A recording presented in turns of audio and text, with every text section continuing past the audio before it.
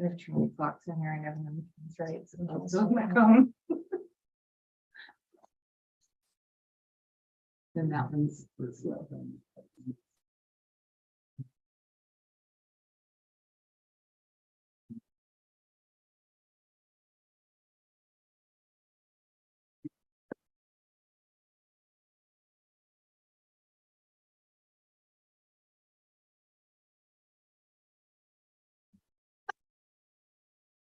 Oh, mine. There wouldn't every other time. Every time, like,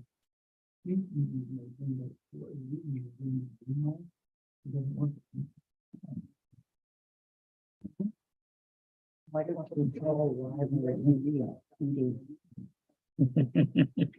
And then he's got the solo camera day in. Oh, the trouble is. Oh, like, on that.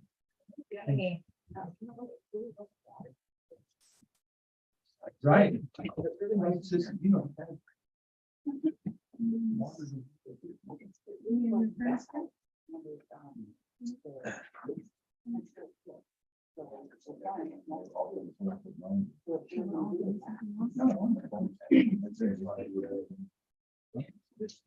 All right, 6 o'clock. Thank you all very much for coming. Start the meeting at 6 o'clock. I'd like to invite you to join me in the Pledge of Allegiance.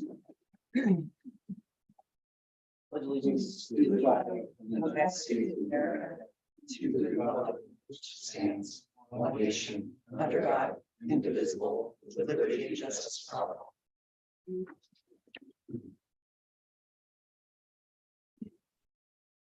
Dave will not be joining us. He is enjoying the Riviera sun in Mexico right now. He claims that there's no internet down there.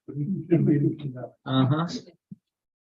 I appeared in Superior Court before Judge Crowe from that very location. There is internet there. I've appeared at these meetings from that location. But we'll take him at his word. All right, is everybody that's in the gallery that wishes to speak, if they signed in here on the clipboard?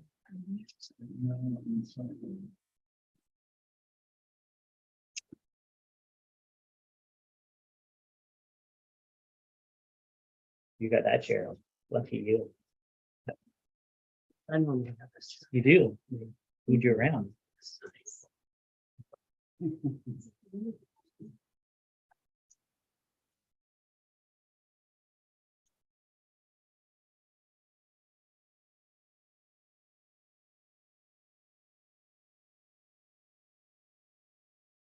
While we're filling out the public comment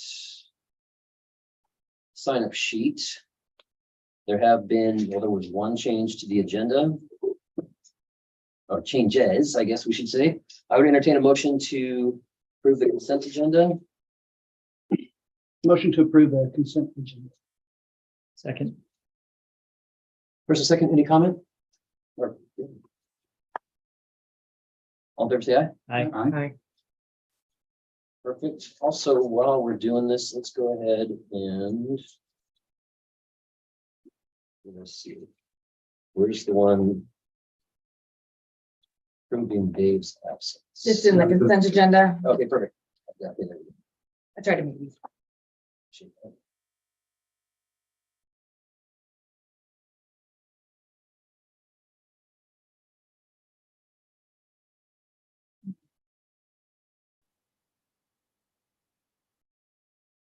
Right, we signed in.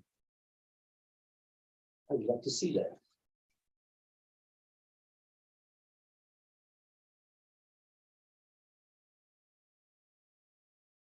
All right, Andy, you want to get us started? Like, keep comments to 3 minutes if you could, please. Yeah, that's why I wrote it out, so stay on time. Andy McHale, City of Stevenson. I'd like to thank each of you first for taking on the task of counselor. It is often a misunderstood and thankless job that comes with tremendous responsibility. I understand the difficulty of weighing what is right and safe versus what is popular. In the case of fireworks use during fire season, the right decision will not be popular, but it will be intelligent, safe, and respectful of our rescue workers, citizens, wildlife, and nature who are endangered by reckless points of view in a threatening situation. I find the mayor's decision to not ban the use of personal fireworks and further to not cancel a very large fireworks display in the wake of several active fires, the largest and most threatening in our own county, utterly inconsiderate, insensitive, and disrespectful to city and county residents. Neighboring counties to the east, west, and south of us banned personal use and canceled fireworks events. That we did not is an embarrassment. While many of us offered our time and resources to assist those displaced and threatened by the Tunnel 5 fire and kept our own properties fire safe to the best of our abilities, the city of Stevenson, by direction from the mayor, did nothing aside from posting fireworks safety announcements.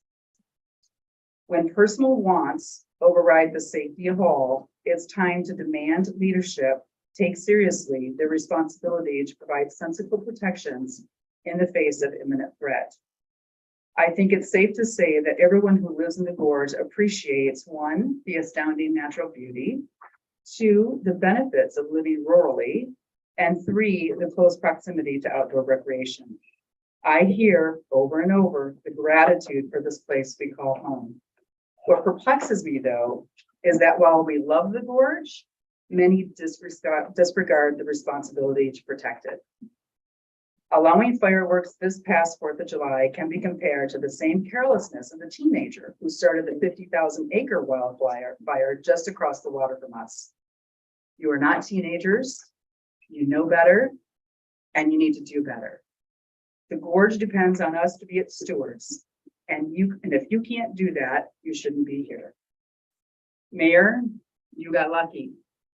Again, every year you take a gamble on prevention versus intervention, and every year you've chosen intervention, leaving us vulnerable sitting ducks. Statistically, your luck will run out. Thank you. Thank you. So first off, we do not have a tool to ban fireworks yet. If you look in the agenda, we have a model or an ordinance that we're going to discuss this evening addressing just such a tool. As far as the public fireworks, we had a meeting the morning of, and where was county representative, city representative. We had Ann from Crazy Rays. The fairgrounds had been watered, grass had been brushed. Water and grass doesn't account for We had trees. First and responders homes. shooting over the water. We felt, and there were no families displaced that we were housing from the fire. And by the way, that fire was not started by fireworks. I know it wasn't started by fireworks. But Okay. the fact that there was That's a fire why we had- happening. That's And why we had, fireworks we running into it. encouraged. This is public comment. Is Yes, this a I just want to discourse? make sure that I get to say my piece too, because I took a lot of heat on Many times Facebook. you have. So I want to make sure that you Yeah, hear but- why this happened. But you know what? Our voices. Don't need we to get a be chance heard to do too, that? Mayor. Here in a little while. Our voices need to be heard too, Understood. without interruption and without refuting. Fair enough. Let's see here. Thank you, Annie.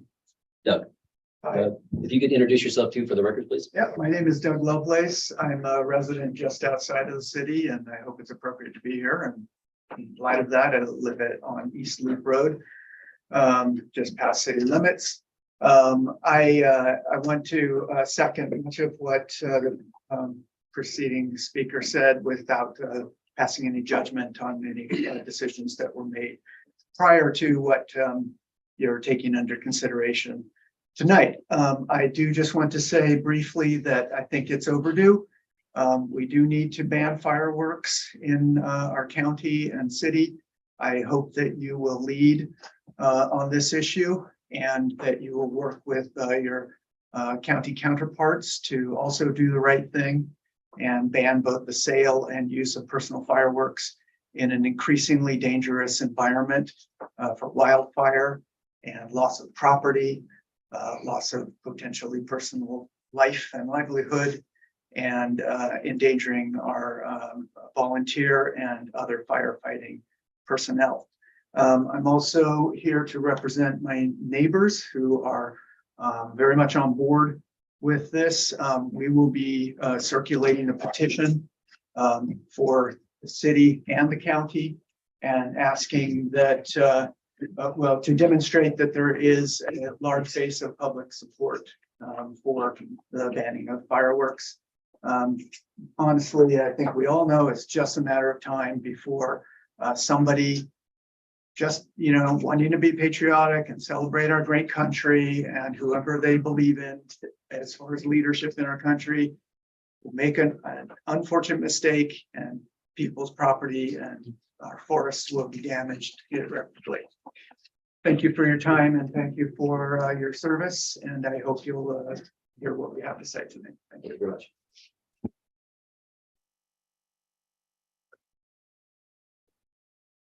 Oh, I beg your pardon.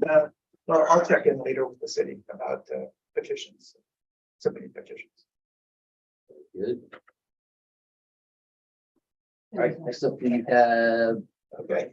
Arnold Bell. Arnold, if you could introduce yourself and where you're from for the record, please. Well, I'm actually the county fire marshal, but I think that my comments would be better served during the fireworks discussion that's why I was asked to be here. That I am the county fire marshal and I'll reserve comment until then. All right, Sharon Smith. That's me. I live off of Kanaka, up on Fern Meadow Road.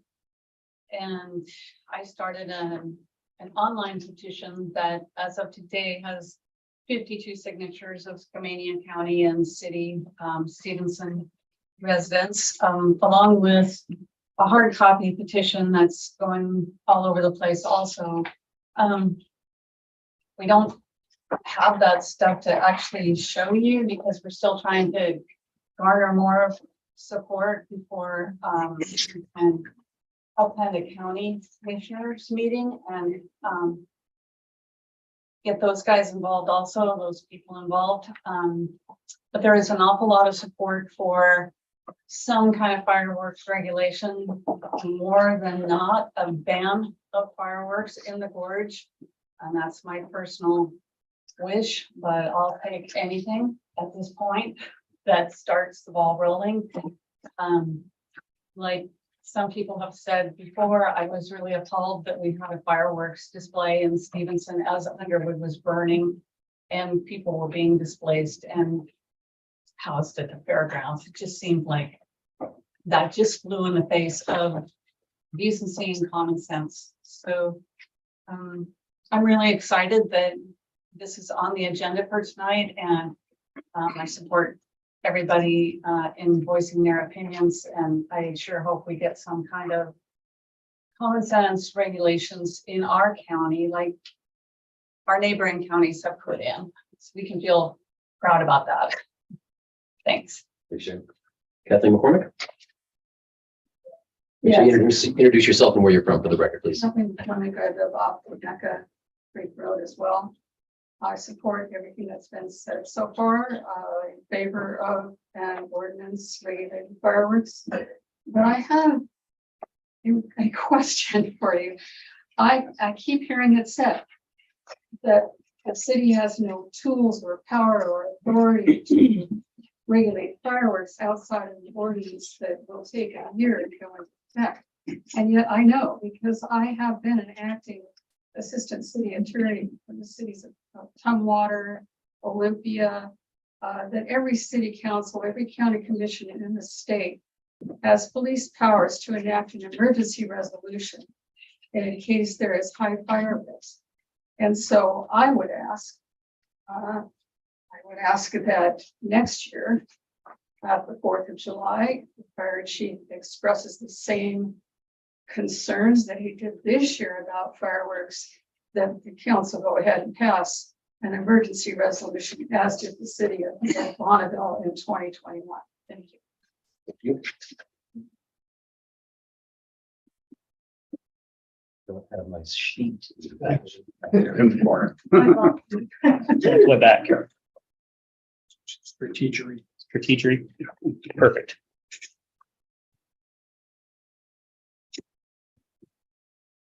And Looters. Can I reserve my comments until then? Sure. Jeff Pacey. Make sure you introduce Jeff. Introduce yourself. Make sure you introduce yourself Whether I for the should, record. should I speak now or wait till the end? I'm not really sure. What the- I think the end's at the end. Excuse me? She just called the end. Yeah, so that you'd be second to the end, just so you know, yeah. Second to the end. That's all right, I'm usually second last. I might as well just go now. But Make sure you introduce yourself. Oh, I'm sorry, Jeff Payson. I live up Kanaka Creek Road, just outside the city limits here, but well within the urban boundary and in a forested area. So when I think about this, I think about it in a couple of different ways. First of all, the control of fireworks should occur in sensible capacity, right? If we're in high fire season and a person can't have an open burning fire in their fire pit in their yard with a hose right there because the fire marshal has said that there's a burn ban, we shouldn't be setting off incendiary devices in the woods. Okay? My neighbors do that because it's allowable for them. I don't agree with that. If we want to have fireworks on New Year's when there's no fire danger, I have no problem with that. I would appreciate it if my neighbors wouldn't burn my property down. Okay, I've worked really hard to build a lot of structures. If anybody's going to burn those down, I want it to be me. So again, when I think about this, I think the first thing is if we can't control winds in the world, right? We can't control fire. It only takes one. The first people on the line of defense are human beings in our volunteer fire department that are going to be out in the woods inhaling the smoke and fighting those fires. The second thing is we're going to lose private property, right? So people are going to lose their homes, everything they have. And the third thing is it's going to affect the livelihoods of everybody in the town. All of the businesses here in town suffer when tourists don't come. Right, the Eagle Creek fire was not good for business in Stevenson, was it? So I think about it in those particular tiers, and so I would respectfully ask that at a minimum, if we're not going to adopt an ordinance to restrict the use of fireworks, we acknowledge that things are getting hotter, drier earlier and staying that way longer, and we defer to an expert that's in charge of determining what's appropriate use of fireworks. Because right now, I can't have a fire in my yard on in the 4th of July in a fire pit, but I could go buy $10,000 worth of mortars and a fifth of whiskey and go up in the woods and light them all off.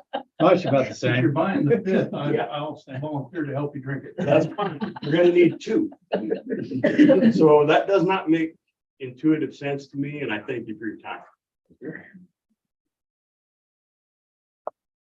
Angela, I wrote something because I was scrambling to get her. Apologize for the delay. I am Angela Limbo and I live off of Fawn Meadow in Stevenson, and also would request that we have some sort of ordinance and ability to say when fireworks are safe and appropriate and when they are not. And I would like to say there may be some in this room, and I feel for those who that is their business. I get that that's a struggle. I get that our fireworks show potentially benefits our community as well, but I think overall our community needs to look out for the safety of all. I'm just going to read this so I don't forget anything.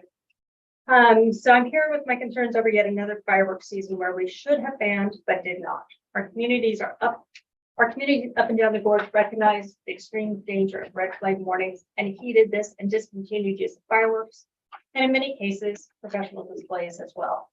The risk was not worth it, and the conditions were ripe for fire and resources were stretched thin. I recall listening to a city council Zoom meeting, I think it was 2 years ago, maybe 3, it's all COVID years, it's all hard to remember, but where this very subject was brought up and no protocol was established. So here we are again. The other thing, I was frankly horrified that we had our professional show when we had evacuees at the fairgrounds. We had livestock there, we had people who lost homes, people who didn't know if their homes were lost. And then we're letting fireworks off right by them. How traumatic was that? And not good, not a supportive thing for our community. So, again, I just ask that we prioritize the safety over our community over the enjoyment of fireworks. I get that people love fireworks. Let's look for another option. Let's make sure the safety of our community is prioritized. Thank you. Michael Perry. Make sure you introduce yourself, Mike. Yeah, Michael Perry, and I'm a resident here, homeowner of Stevenson. So, got kind of mixed emotions on the firework issue. My background, I retired 3 years ago. I was a fire captain for Orange County, California, 30 years. If you're not familiar with Orange County, we lost quite a few homes in my career, Laguna Beach fire, et cetera. I've also studied fire behavior and fire behavior analysis. My training goes up into that. Couple things. I don't necessarily have a problem with this ordinance. If there's some guidelines saying, you know, based on the fuel moistures, the anticipated weather, there's times when it's appropriate to ban. Here, in fact, they stopped the fire selling the fireworks when the fire behavior forecast rapidly changed just between like the 2nd and 4th of July this year. 2 years ago, I was cringing on fireworks. But remember, we had that stretch of 116 degrees right before, no rain. It was rough. Last year, actually, our fuel moistures, we weren't going to get a fire in this county of any sort of measurement based on the 1,000 hour all the way down to the 10-hour fuels. We had a lot of rain. Fire seasons up here for big fires traditionally are a little later in the season. Also, remember here in the Gorge, you have all these different microclimates, right? What burned over here this last couple of weeks is a very different climate and topography than here in Stevenson. That fire there, when you look at it, was 500 acres. It was on gnarly 70, 80 degree slope going from river level up 1,000 feet in less than a quarter mile. Okay. No fire department, no amount of helicopters was going to stop that fire from going from the bottom to the top. And what did it do? Went to the top, spread laterally, mostly to the east, because that's where the prevailing winds are. And very few, the fire basically never left the ridge. Fire went to the top and that was it, spread lateral. Okay. The homes that were lost, I'd be interested to look at them. If they, you know, those are, when you put a house on that spot, that's rough. Okay. So I think one, it's appropriate to have an ordinance when you have really abnormal fire behavior conditions that are going to be presented. This year was close. 2 years ago, definitely should have had a ban. As far as the public show, I'm a big advocate for public shows. That's what we emphasized in the fire department. They're safe, they're done by professionals. That show where the fireworks are being launched, there is no hazard. They're going over the Rock Creek. They're not going to go into trees. They're not going to, it just wasn't, I didn't have a problem. And I think like the mayor said, there were no evacuees actually on the 4th of July there. So I think there has to be an ordinance, but we need to, you know, apply common sense. Wintertime, it's not. The second thing, just changing direction real quick before my time's up, unless I get 3 minutes on this subject, is the fire department strategic plan. Okay, you guys hopefully have read it. I read it, and you have a lot of issues, and these issues need to be addressed. And some of it's going to cost a little money, but it is imperative that you guys start taking action on that strategic plan. I know budgets are tight, but when you're talking about the safety of the volunteers, you're talking about the facilities, when you're talking about enhancing their training and their capabilities, they're lacking, just like the study told you. And you guys need to look at giving them the tools and to start making improvements. So that's all I have to say. Appreciate your time. All right, that's all I have on the sign-up sheet. Would anybody else like an opportunity to address council? All right, Donna, can you print out a couple copies of the ordinance that's proposed this evening? Oh, you wanted to wait? Ann was Wait, waiting. wanted to this go. end. Okay, Yes. go ahead, Ann. Make sure you introduce yourself. Ann Witters, and boy, I'm one among a lot of, one sheep going on right here, right about now. So I drafted some comments and, intend to stay to the end of the meeting as well as the professional, if you would like to call me that, representing, the fireworks industry in our community. So there's a couple of things that I think we need to get straight, and facts are important. Emotion, you cannot govern by emotion because that is not effectively doing your job. The council has a duty to represent everybody. And the fact of the matter is that on July 4th in the morning, my husband directed that we connect via Zoom all of the representatives involved in putting on the professional show.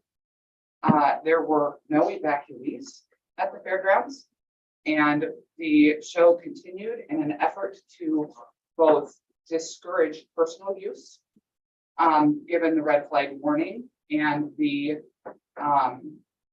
wildfire of misinformation that was all around social media on that day.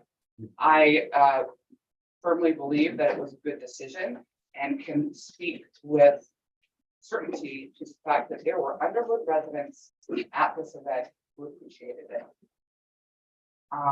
That is a fact, and that is important to know. So a couple of other facts. The people who shop with us, we're an easy target, right? I have a great, big, giant green building in downtown Stevenson that my family works tirelessly to support because that is my husband's gig, all right? He enjoys that. He understands that not everybody enjoys fireworks, but since we opened in 2014, we have tirelessly pushed safety messages. We have turned customers away who come in there with bad attitudes and making jokes about we're going to start a fire. We send them somewhere else. All right. So we do our part, despite, again, what is being portrayed by many people. This year, we were thrilled and honored and pleased that Skamania County, the city of Stevenson, local fire districts joined with us to spread that safety message. And frankly, it helped. Yes, people were still using fireworks on the 4th of July, but it's not anything near what it was like before. And I think good for us, right? Good for us. Again, many people who shop with us, they're from out of town. Over 80% of my customers are from out of town. They're coming in from states like Idaho, Montana, California, Wyoming, Oregon, and they're headed out to the coast, right? Where there's vast open space, all right? Many people who shop with us may very well purchase their fireworks in July and may very well be local community members, your neighbor, sir, your neighbor, Annie, right? You know what they say to me? So glad that I can shop here in July. I'm going to use these at New Year's Eve. So there's a very large misconception that everybody purchasing fireworks from us or other vendors in July is using them in July. I think we should acknowledge that. Each year, we just talked about that. Each year we work really hard to obtain the permits, licensing, and other requirements necessary to legally sell fireworks, which is important to know because there is a rampant rumor out there right now that we are selling illegal fireworks. I can assure you that the city of Stevenson and Skamania County has my insurance. They have my permit. They know more about me than my own husband at this point. All right. We do it legally and we do it right. And I'm proud of that. Each year we go to the port property. This is something else. I don't know how many people know this, but the Port of Skamania County allows people to light off fireworks down by the water. That seems like a completely safe and responsible thing to do. If you don't have space at your own home, you can go down to the port property and they put out barrels and trash cans and light off your fireworks, right? So every year on the 4th of July, my husband goes down there. This year he spent 4 hours picking up after everybody who didn't pick up after themselves. Greater than 60% of the stuff that he picked up was not sold by us. Okay. The next fact that I would like to say is that we are not inherently, well, I was inherently opposed to any type of restriction at some point. But my husband has talked me into the idea that, and as such, we are not inherently opposed to the idea of allowing the fire marshal to restrict the use of fireworks under certain conditions. The decision has to be made on science. Again, you can't govern on emotions, all right? I enjoy fireworks. Annie does not. It doesn't mean we can't get along, right? I can't allow Annie's emotions to make my decisions for me, okay? So we have to govern on science, number one. Political and emotional outcries just lead to poor decision-making. The decision has to be reversible. A red flag warning may occur today, but tomorrow will be replaced by rainstorms. And then it's a different story, right? Then the risk goes down. It has to be consistent, meaning that the city and the county have to do the same thing, because just up the street, not very far from where the fire chief for Stevenson lives, his neighbor's property is inside the city on the front yard and outside the city on the backyard. Oh, this is awkward. How are we going to fix that? Right? Finally, I think that there are a couple of other final points. Someone talked about banning this. Sorry, somebody talked about banning the sales of fireworks. You can ban the sale of fireworks in Stevenson, and I will tell you what you get. You are going to get people that buy fireworks from people who are not properly and legally licensed. They will go to the reservation where they can buy firecrackers, bottle rockets, and other illegal items and bring them back here. Or you can let us continue our sales and they can buy from a responsible business owner who supports our community in many, many, many ways. All right. The next thing I would say is please stop using the word ban. Ban implies never ever, right? Let's talk about, if you're talking about restrictions, let's talk about restrictions. Maybe the county consider opening up Wind River Boat Launch or Home Valley Park, again, locations near water, and encourage people to go there, right? I'm happy to meet in the middle, but I'm done being attacked. I'm done. Okay. All right, would anybody else like the opportunity to address City Council? Thank you for your comments. We print some. I did, they're on that.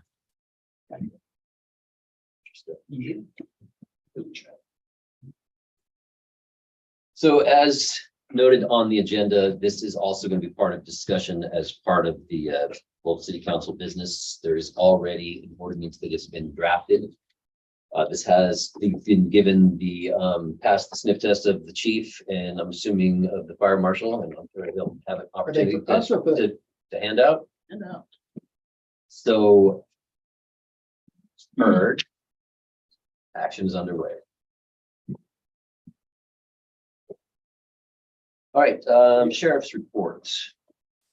You guys should have copies of the documentation that lists all the calls we've had in the city of Stevenson. I'm here to answer any questions.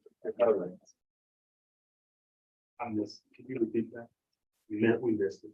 Oh, he's here to represent the sheriff's department, has a report that's already in the packet and is ready to answer any questions that the city council might have. I don't have any questions this month. And I will also say again for the Appreciate that. Yeah. Liana, building permit fees. Public hearing, I forgot to give you.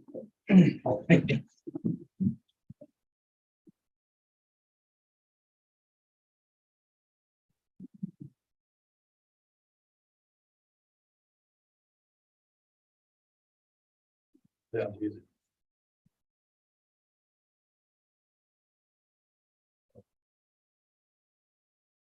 All right, we are going to go into open public hearing at 6:33. And Leona, if you could please give us staff report. Yes, so the agreement that we have with Community County, because of they do our building inspections, is that we will have our rates for building permits be at least their level. if not above. And so they made some changes to their rates, and we then reviewed our rates, made some changes as well. We also increased the planning fee for review from $35 to $50. We also added a public works review fee, so it will be $150 for a single family residence or a commercial permit or some larger, more complex type of permit for review, and then $50 for just a standard review, because we do check easements and utilities and everything, even if it is a fence. So.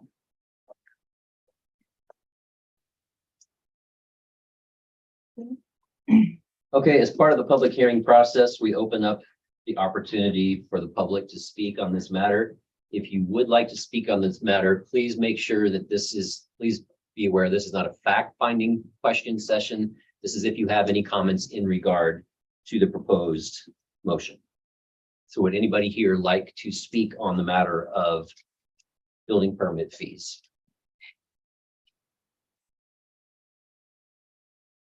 Just clarifying that the fees cover the cost. Correct. Okay, thank you. All right, anybody else? I'd like to close public hearing at 6:34.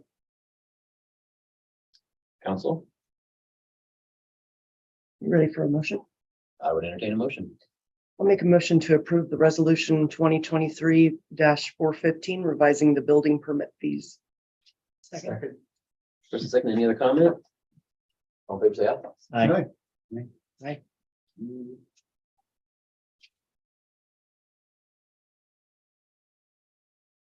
So next up, it will also be into public hearing is the proposed 2023 budget amendment. This is the first reading.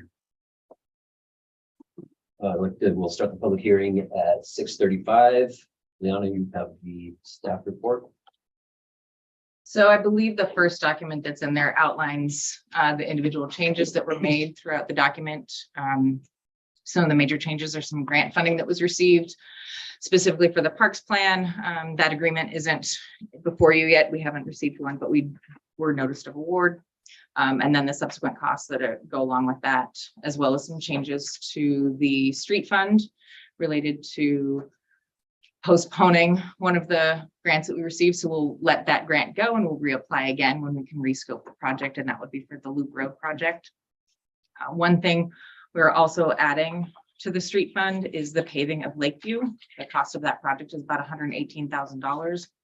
And with other changes to the street fund, it increases the interfund transfer. It just about doubles it. Initially, it was $150,000 from the general fund to the street fund, and it will increase to $290,000. And that is to balance the street fund. So it has an ending cash balance that meets our financial policy.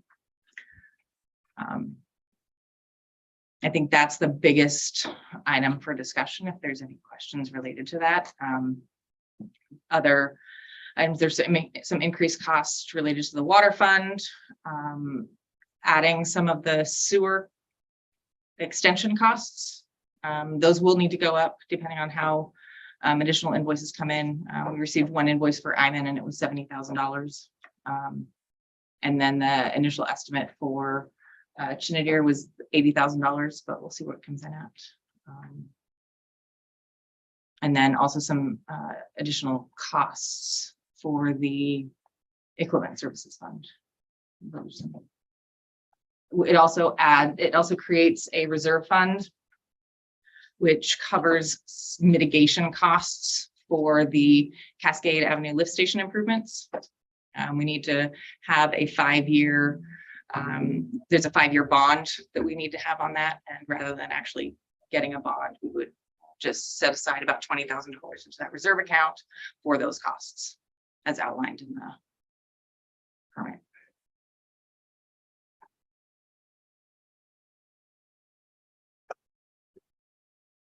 All right, would anybody here in the gallery like to make a comment on the budget amendment?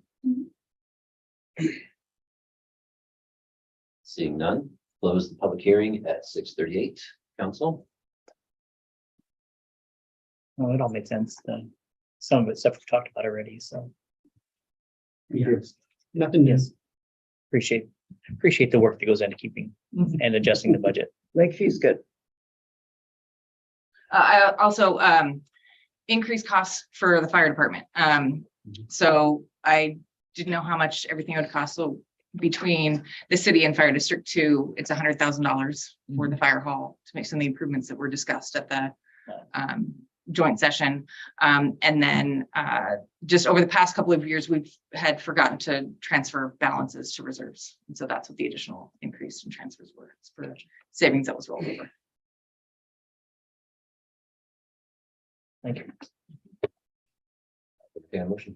There's no motion. on that. I didn't put a Right, motion right. on there, but you can, I mean, there's no urgency to it.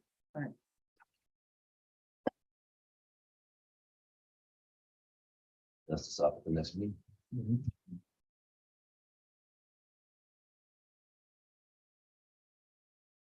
Okay, next up, we have some housekeeping as part of the Stevenson Business Association being dissolved. Is that what you're here for? Yeah. All right, do you want to guide us on why we're talking about it? So hopefully you received a letter from myself and Tom Mead. A couple of years ago, I came to you to tell you that we plan to dissolve the Stevenson Business Association because we now have a Stevenson Downtown Association that has full-time staff and is doing wonderful programs, and there's really no need for two entities. Currently, the chamber does the tourism promotion for the city, and we have a contract with lodging funds through the city to do that. That was the majority of the work that we did as the SBA. So I told you all a couple of years ago that we were going to dissolve. I was a little bit intimidated by the process because I wanted to do it correctly. So it did take me a long time. I got a grant for this from MCED for money to get advice from an attorney on how to do that. And so we're in the final process of dissolving. We need to take care of the checking account. And his advice was to ask, so the articles of incorporation said the funds were to go to the chamber if the association was dissolved. The bylaws said the money goes to the city. So his advice was to just request to the city that you decline those funds and let me close the checking account, open a new account as the chamber, doing business as the Visit Stevenson is what I call it, and to continue to do the services that we currently do under our lodging tax contract. So that is my request. The balance is under there's no $7,000, motion. under $8,000. Yes. Yeah. In two accounts. And so basically just closing those accounts to get that out of that tax ID number and tidy that up. So I don't see a motion on here. to No. be honest. So it's just like It's consensus, Consensus. and then at the next meeting, we'll bring to you a revised tourism advisory, or sorry, a TAC agreement. Okay. for lodging Robert, taxes. is there any legal reason? Yeah, Leon and I have talked about that. So we're just making sure that we go back through and say what we allocated here, which was approved, is being coming back in. It's gonna get reallocated out there. So that's why we'll amend the tax agreement. Same thing, And just. that just simply so that the auditors don't come in and go, where'd that money go? Right. So that's why we didn't have it on here for a motion tonight. Our meeting We'll have it on is- for August So we 8th. just have We just consensus Before we do tonight. more work. we should Right, make consensus, sure. yeah. I'm for it, I just was here to see. sure. No, it made sense reading through the letter. It was well stated, so I didn't have. All right, so we will see a motion or something to vote on next month. Thank you. All right, Leon. Purchasing policy. So we're going through an audit. Speaking of- Speaking of audits, auditors, going through an audit. So I looked at our policies.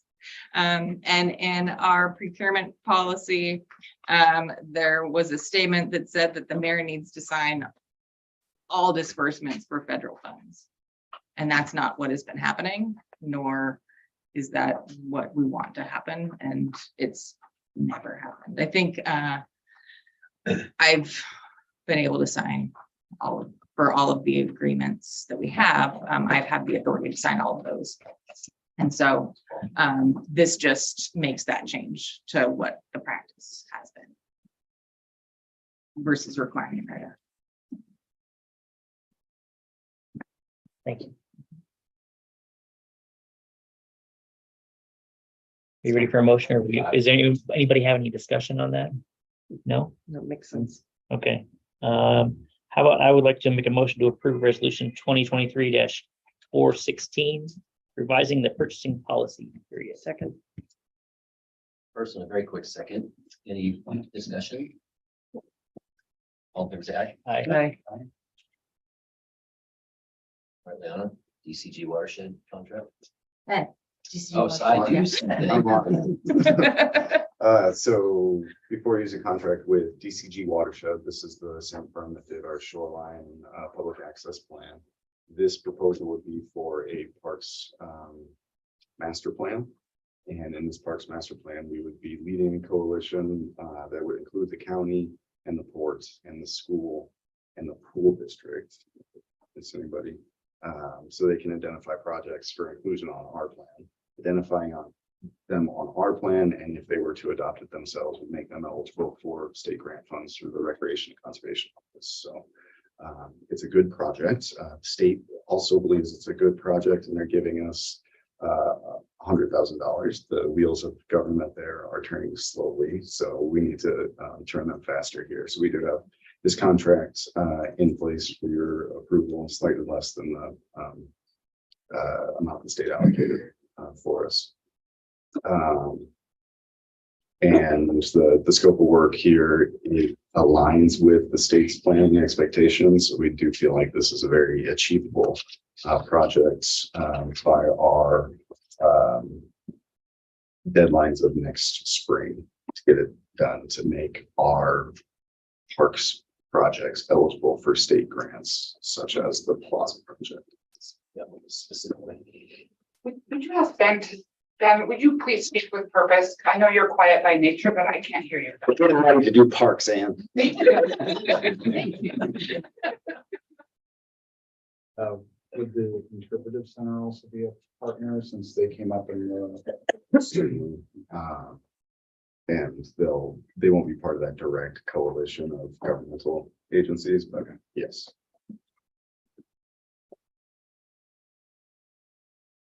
Any other questions for Ben? You had me at 100% covered by a grant. Try. I'll make a motion to approve the agreement with DCG Watershed for park planning services in the amount of $98,390 as presented. Second. First and a second, any other discussion? All in favor, say aye. Aye. Now you're back up, Leona. Yeah, okay. Clear plans. Your So just as a heads up, this is currently in beta. And it will go live August 1st. We've been talking about this, right? Yeah. Shows our comprehensive. Yes, It's pretty yes. cool. We've seen pieces of this. Yes. So this is just the general page, but, so again, we can have multiple plans. Sorry, I didn't see that fast enough. This is what I currently have in there, which is our 3-year strategic plan. And it'll have a dashboard, which is what I put in the council packet. And so it has sort of where we're at and the overall status of things. So 6 action items are complete, 19 are on track, 9 of minor disruption, 6 major, 17 aren't started. And because I just entered them in, that's where it lands in the list of things. On this initial page as well, you can have each sort of strategy and all the action items are displayed here. And so you can go through and click and see each individual action item that we have there. So again, this was hold monthly workshops with council, and down here it shows all the updates and where we're at. And so this will feed in. You'll send reminders and progress updates as well. So that's, and then you can go into each individual section to see where everything's at. You can narrow it down, go into each strategy. So build and maintain the infrastructure. This is where it's at. And it kind of pulls through as far as the action items as well. They're working on some other improvements to it. Like I said, it's in beta, but it will also, you know, one of the things that they're working on is as you drill down into the action items, having that tie into your budget, because this is what we use for our budgeting tool. So you can then actually directly allocate budget from here to make it easier for that process.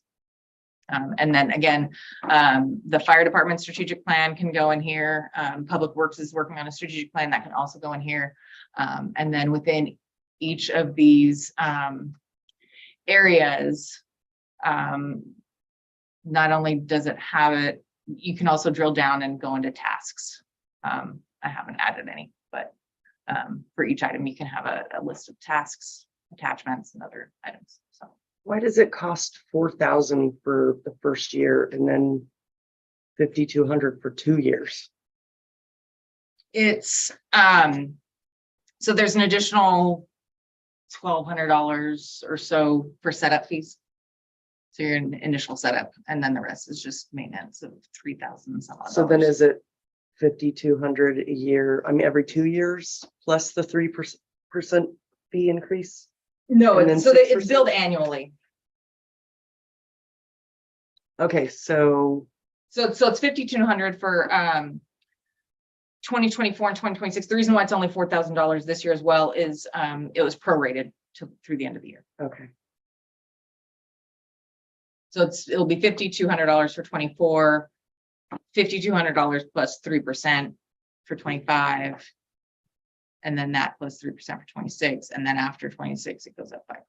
So does that money get distributed through all of like the different departments? It will in the allocation. So right now it'll be charged to the finance department, and then those costs then get allocated to each of the departments.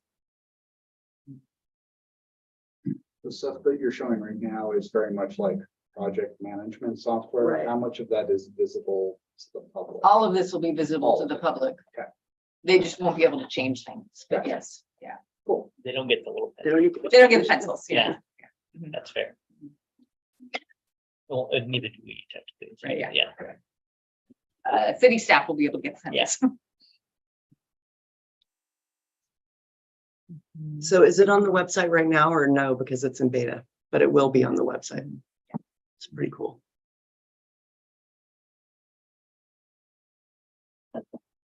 Just to make sure, do you want it? I mean. So this is what I was trying to make that spreadsheet do the last meeting we had. Right. With those reports and dashboards and things. Mhm. So, and that took me a bit of time to put together, and it still wasn't perfect. This isn't perfect either again. So but other people are working on this. So yes, you do. So yes, I do. You do, okay. Yes, yes, Yeah, it's a good question. right, yeah, For people using it, will it be useful for you? right. And it's all, obviously this will look good as far as being public facing, Mhm. so. Then a motion to approve the agreement with ClearGov for the Clear Plans module in the amount of $3,966.67 for 2023 and $5,200 for 2024 through 2026, with a 3% fee increase each year and then a 6% fee increase each year thereafter as presented. Second. First and a second, any other discussion? All fair say aye. Okay. Want to make sure you knew what you're getting. Mm. All right, so I see Rob is in the gallery there. So we are going to discuss the fire department strategic plan. As you recall, we were all invited to a joint session earlier with the fire department. This process was 100% paid for, so recall. Going through the strategic plan, so we have a public works plan, the city council plan, and now we have a fire department plan. We did talk quite extensively on how we feel about money that needs to be spent at the fire hall. So this is the final strategic plan. And we're just looking for, if there's any other discussion on priorities.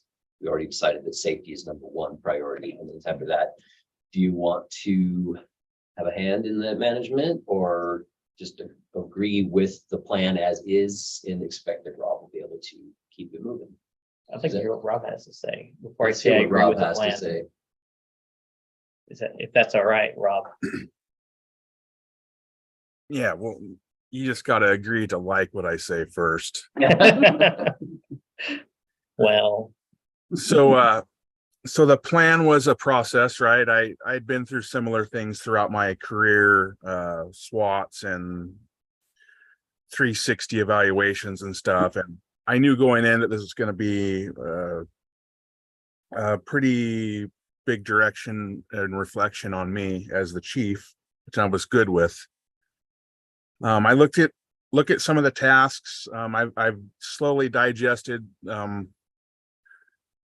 the first 10 to 20 tasks in the list, and I've started putting together an immediate plan to remedy some of the issues they brought up.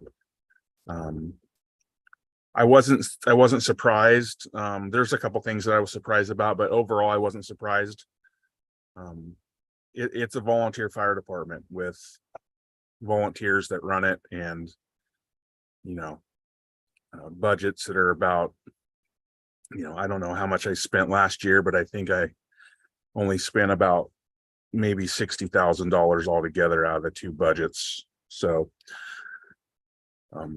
yeah, I like the plan. I have an idea of how we're going to tackle the stuff. Getting it into that clear plans is one of my priorities. I was talking with Leona earlier today, so we'll get that and we'll be able to have a good visual management through that, accountability, setting deadlines and reminders and stuff. So the data is interesting. There's some data that just doesn't make sense to me, but I'm not a statistics guy, but it is there on paper to look at and analyze. So yeah, I'm ready to start it and figure out what's going on and try to get some stuff going. So one thing that I was looking for is we're going to start working on the 2024 budget next year. And so I just want to know if there's anything that was a higher priority than anything else on here, if anything stood out. And then also there are some things on there that take up staff time as well. And so again, anything else that needs to be brought up sooner rather than later. But again, keeping in mind existing resource constraints. So what's going to drop? Thought we agreed on the firehouse safety, right? Getting the wiring. Yeah, outside of that, yes. Yeah. Yeah, that was interesting. I found one cord, so that's going to be minimal. So not 30,000. No.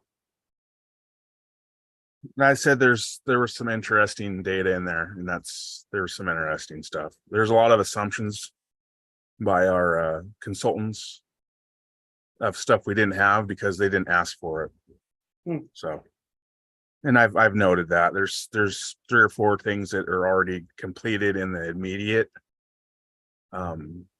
tasks that is just because they didn't ask for it. So we have the stuff that's there that or say that's an immediate need. So, Look, it's already done. That's helpful. yeah, right? I'm already ahead of the Comprehensive schedule. plan. That's helpful for the budgeting and everything. There's some things that are done already. So what on this list, Liana, concerns you as far as like city hall staff time? New contract between the fire district is one.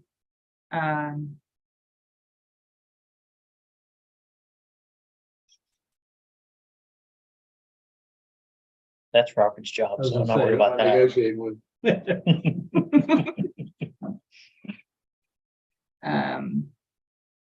I think one of the other the discussions are just changing the way that the fire chief is selected was one, and so that would be changing our ordinance. And so is that something that council wants to look at? Review and update the municipal code for the volunteer fire department. So those are code changes. I think there's a question as to whether or not our policy, our personnel policy applies to the volunteers.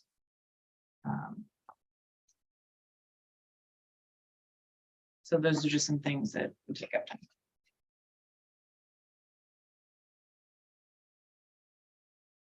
Yeah, the whole, there's a lot of things that are in the short and medium that are going to be resource draining.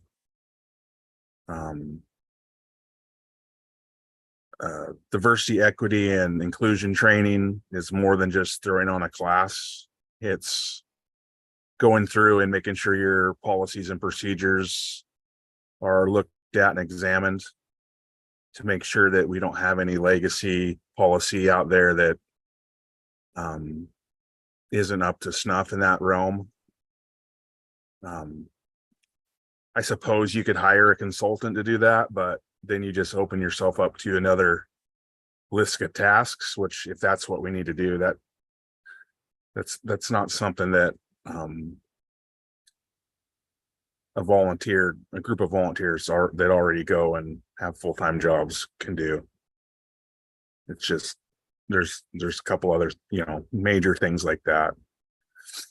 When some of this too would be a gray area for me, because it talks about the records management system or places for people, for volunteers to get the data, and so is that going to be a city or is that going to be a fire district responsibility? So again, that's where the agreement sort of needs to. Yeah. Like my plan was to try to knock out a lot of the immediate in the task list and then try to be pretty aggressive on that into 2023 type aggressive, and then start looking at the other stuff that's going to take staff time and budget in like the short and the medium range. And then trying to work with Liana on that to reflect that in the budget, and maybe there's enough time to generate some type of position or some type of contract type of a short-term contract with somebody to come in and do that type of work. I'm not sure. You mean a lot of the policy sort of stuff and building that up? I don't think the policy is going to be as bad as at least. So we have the issue that we have a lot of city policy that we rely on, personnel stuff, a lot of the human resource stuff will just default to the already existing city policy, but it doesn't exactly say it applies to the fire department. So that could be just as simple as taking what the city has and doing a find and replace, and then massage it into what the fire department and fire district needs. but then that's somebody to do that.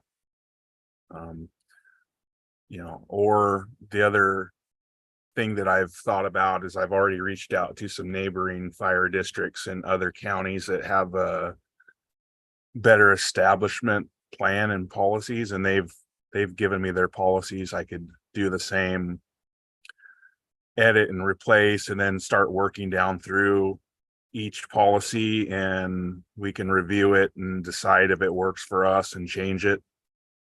And just do it as a rolling update. We tackle it one section at a time.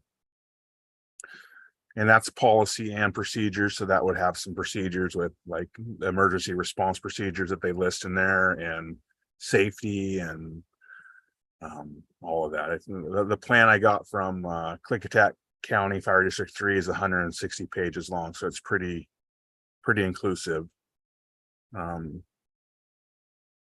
But you know, it's more than just, you know, doing the edit and replace, and you have to go and implement it and train on it and live by it. So. Well, and where council comes in on this too is policies are typically adopted by resolution. And since it's a joint department, I would say that would be between both the council and Fire District 2. And so I guess that's another priority as far as, you know, scheduling regular meetings with Fire District 2. Is that something that council is interested in? And if so, what's the time limit that you want to, you know, is it quarterly? Is it semi-annually? Is it? Yeah, I think we talked about that at that meeting, that we'd like to at least do quarterly. Because that was the first time I met a lot of those folks and heard a lot of those discussions, and I thought it was great. So what I've done in the past, I've had to create policy for the fire district because of our FEMA grant we got for that fire apparatus a couple years ago. So a lot of that was looking at what the city had and then adapting it down to what the county or the fire district needed. So I have like,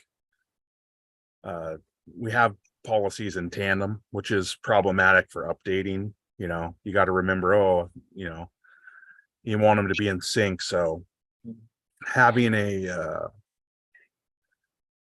plan book, policy, whatever that says, you know, this policy covers both of these entities would be better. Maybe. Or at least something that says this, you know, city policy correlates to the fire district policy here. So if you know, when a change is made to this, yeah, we need to adjust that, whatever, you know what I mean? Some kind of reference so that we don't go changing one and not the other, and then they're out of sync.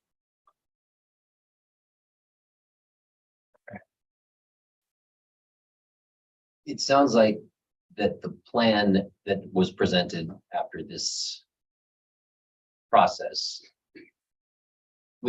Rob likes it. He's committed to adopting the suggestions, or most of them anyway.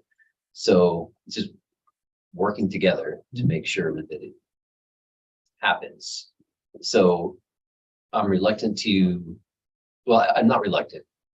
I'm still unclear to me how much time will be needed from city staff. So I think that as we start to digest some of these changes, that requirement will rise to the top.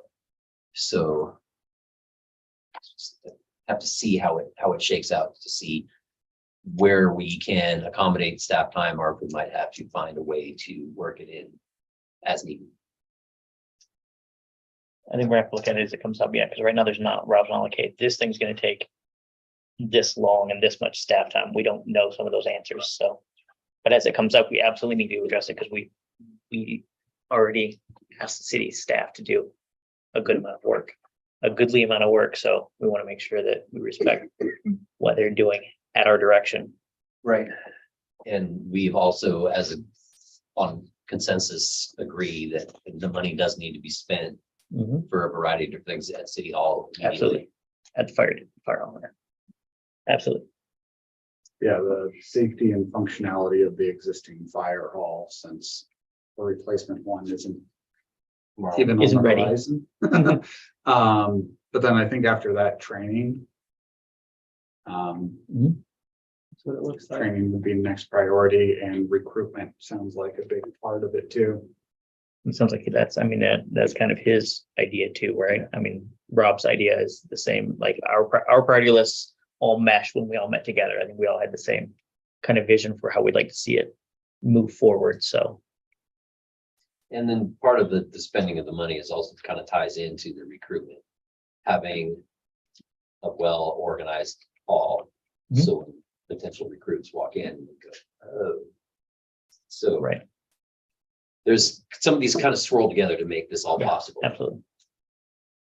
So the recruitment to the training, giving someone a goal to work their way up through the ranks, finding ways to tell them that they're doing well, finding ways to get them the training. So we've all agreed that this is a priority for us. Absolutely. Do you have any other comments, Rob? No, I'd just like to thank the council for letting us do this. It was, something I've been involved in the fire department since 1994, and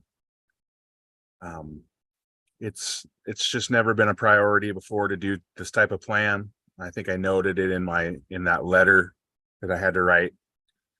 So I want to thank you guys for one, letting us do it, and then two, being patient. It got caught up in COVID. So, and then it got caught up in a job switch for me too. So it kind of got backburnered on my ends, but I'm glad it's done, and now we have it on paper and we can start working on it. Perfect. Any other thoughts before we move along? Thank you. Rob, you sticking around Absolutely. for the firework discussion? Please. Yeah.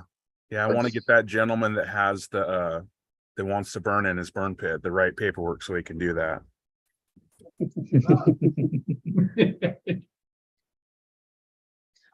Okay, moving along to discussing the ordinance restricting the use of personal fireworks. This is, if you want to call it the first reading, there are highlighted items that require some discussion. I'm glad that we have the fire marshal and the fire chief on hand.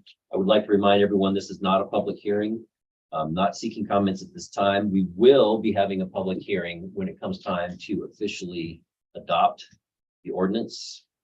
So this is more of a chance to refine the language on the ordinance so that we can bring it back to the public for a hearing.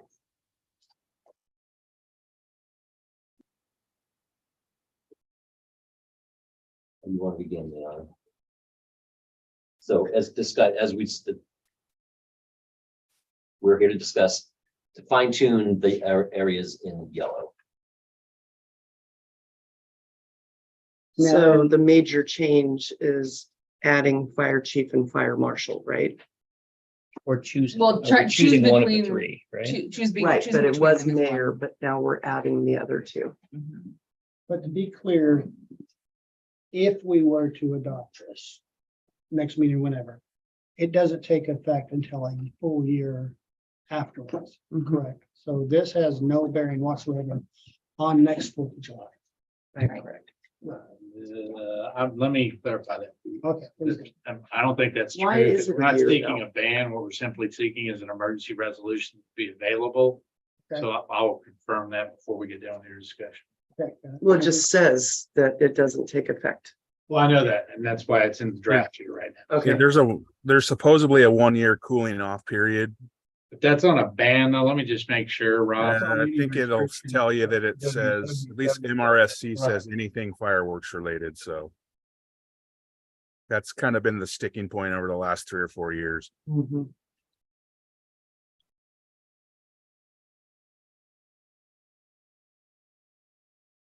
So is the question, like, would we be, if we're trying to clear up the wording, are we saying that the mayor, the fire chief, and the fire marshal, all three would be on there and they would all have to agree, or we're trying to pick one? Pick one. All right, so I vote one of the two in red. Right. One of them was. So- Further down, they're in different colors. They're all the same. Yeah, Okay, but before we get too far down this path, I want to do have a guest that's here to speak to this. So let's start with that and we'll get Rob's input and then we'll drill down from there. So go ahead. Okay, so, I'm Arnold Bell, I'm the Sabina County Fire Marshal, newly appointed. I took over from Marlon. We've discussed this, Marlon Morat, we've discussed this at length for the last couple of years. I want to say that I heard everybody's concerns, and everybody's comments earlier. I did have some things I wanted to address first in those comments. I want to address a couple different things on the comments. And I'm sorry, I don't remember hardly anybody's name. So I may just point to you. There was one particular fire individual, 30 years of experience, that explained the fire in Underwood very, with a lot of expert background. And that was the fact that the fire, how the fire worked and how it operated, and the difference between the east side and the west side. Okay, because there's a huge difference there. And so when we talk about fireworks restrictions, and I'm going to try not to use the word ban, because I don't think that's appropriate. Okay, when we use the word, or when we talk about fireworks restrictions, that's something that we need to be thinking about. And the other gentleman over here talked about not being able to have a campfire. As far as I know, I haven't banned those yet. So, or restricted them. So campfires are not restricted as far as I know. If you have a pit that meets the advised stuff, that we hand out, you're okay to have a campfire. So I'm not exactly sure where that came from. Again, I do appreciate his expert explanation of the fire and how it operated and stuff like that. As far as the comment that Ann made about the rumors of illegal fireworks, I will tell you now that there's no fireworks stand in the county that is operating that sells illegal fireworks. That does not happen. I inspect them myself, and they do not sell illegal fireworks. If they did, I would close them. That's part of my job. Now, if you want to go to a fireworks stand to cook, I'm not allowed to inspect those, and they do sell illegal fireworks. And no matter what you guys restrict, you will not restrict those. And unless you operate within the parameters of the RCW, you won't be able to restrict the fireworks here. This young lady in front of me that said, these other places have restricted them or whatever. You can have an emergency ban, restriction, whatever you want to try to do. I don't think there's a law enforcement agency in the state, including the state fire marshal's office, or a judge that will not first of all, will prosecute them. A lawyer will not prosecute them, because unless you go by the RCW, your emergency ban, your emergency restriction has no weight. Has no weight, no teeth. Okay, I don't know if you can get a law enforcement agency to come out and arrest them, but you're opening yourself up maybe to liability for false arrest and other stuff. So if you follow the RCW, which the RCW says for any fireworks restriction, you have a year and basically a day. So what you have is between now and June, you're meeting in June to decide just exactly what you want to do.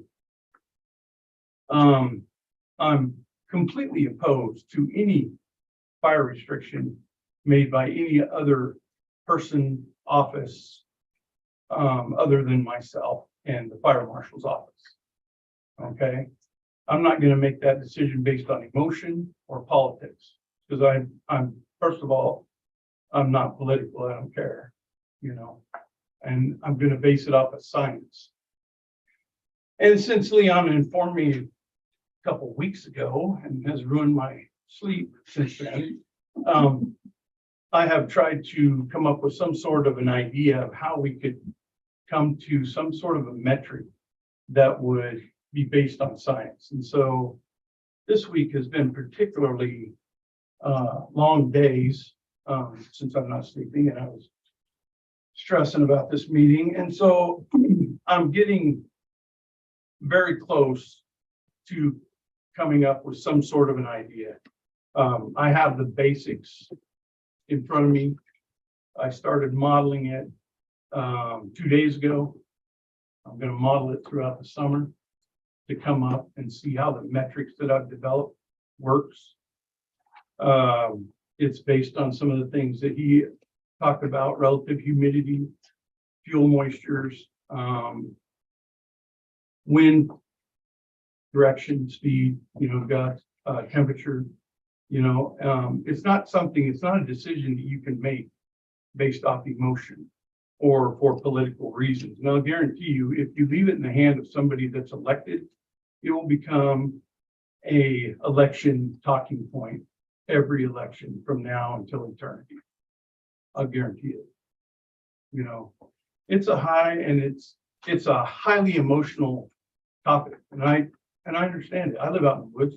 I don't like fireworks at my house. I don't want anybody to like fireworks at my house. Okay. And I do get it. Everybody has concerns and I completely understand that. But you're paying me, so I'm trying to develop something to give you guys some kind of guidance or let you see something that's tangible that you can go, yeah, we're paying this guy, he's the fire marshal. This is what he's worked on. I got basically this entire fire season to model it, to see how it works. I would be more than happy to come back at the end of the year, first of next year, to give you guys a report. I don't know if you guys do workshops. I'm not exactly sure how you guys do your stuff, but we can workshop the stuff. Give me an opportunity to help you since you're paying me. So that it's not something that's made and it's not a decision that's based off emotion and politics.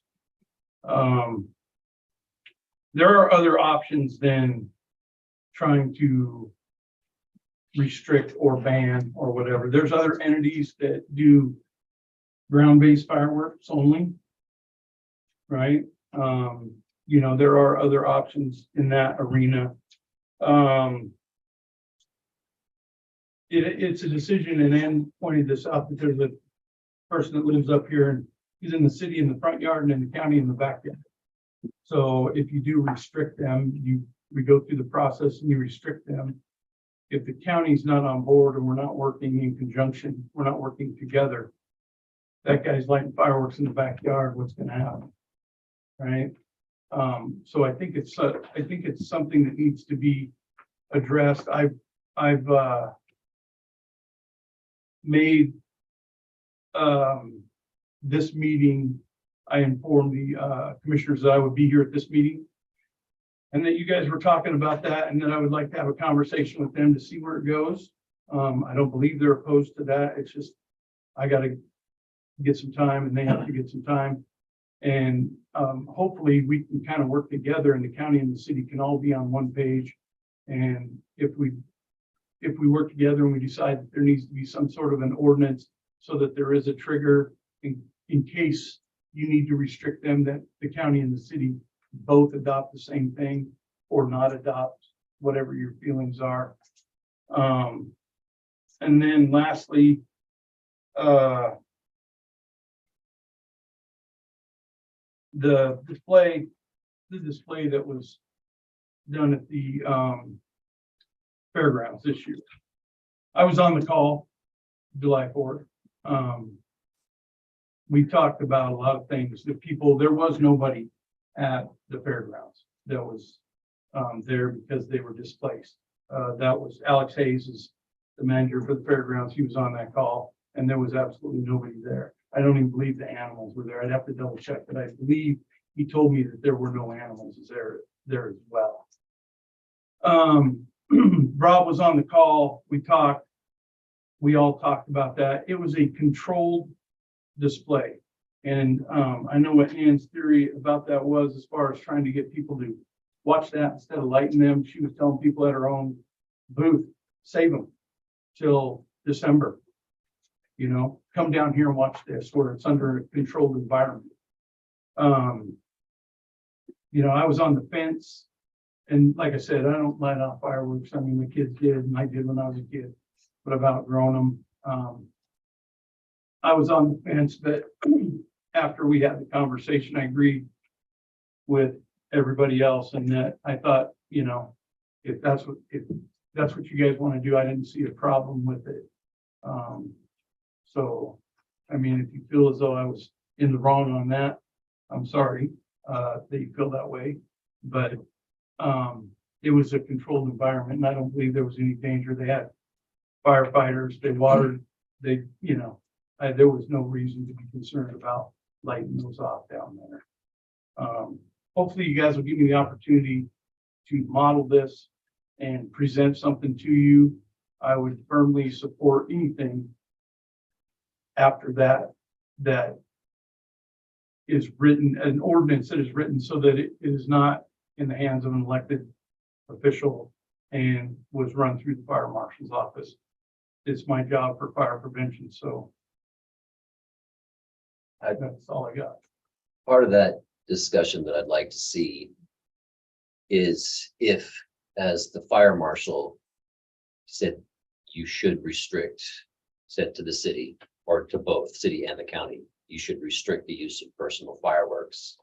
Is that just going to be a mayor, you should do this, or as the fire marshal, I say that you should? Well, As a fire marshal, there is a restriction on personal fireworks. Is that the way, So- that's the way you see that process going? so if I can develop the metric, and if the metric works the way I'm thinking it's gonna work, there's a lot of stuff, and that's why I want to model it for the fire season and see where we're at. Under the metric that I'm looking at, like I said, I started modeling it 2 days ago.